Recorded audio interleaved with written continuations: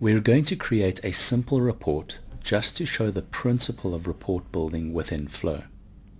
Let's go down to the Reports tab and open up the information model.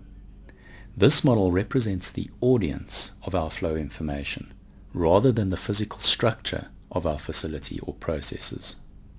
Create a new folder called Engineering Dashboard.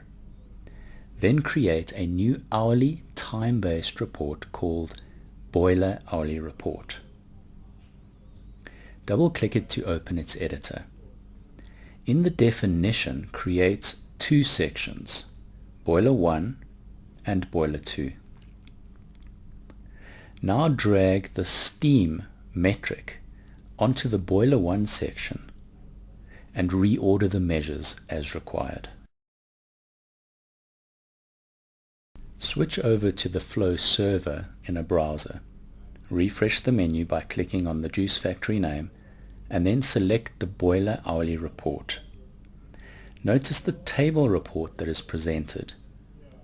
The sections Boiler 1 and Boiler 2 are clearly shown. Section Boiler 1 contains the measures and their last couple of hours worth of data. Notice some of the functionality available on the table report. The ability to change the reported date range, the ability to select a measure's name in the report and pull up a simple trend for that measure. The trend can be either a line chart or a bar chart. The ability to select an individual value and enter a comment, or a number of comments for that value. The report can also be displayed in a portrait view.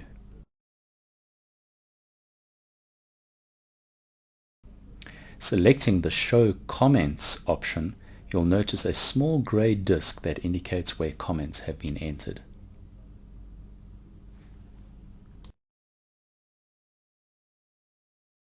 I've pre-configured a number of packaging reports using the different report types available in Flow. You can find out more about these types in the Flow user manual. Using these packaging reports, I'd like to demonstrate how easy it is to create a Flow dashboard. Let's create a new dashboard in the packaging folder. Double-click it to open its editor and notice the grid-based canvas that we'll use to lay out our reports. Creating the dashboard layout is as simple as dragging the reports onto this canvas. Each panel can be configured individually. It can be resized or dragged around the canvas, and it can have its own automatic refresh setting.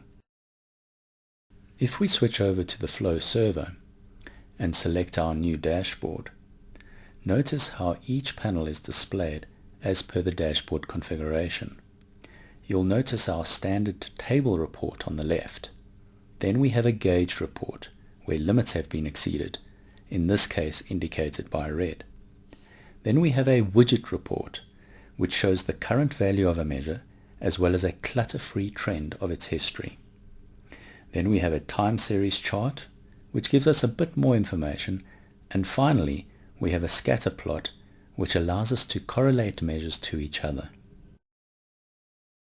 On each of these report types, you can select individual data items to drill down to further detail or to enter comments for each of those items.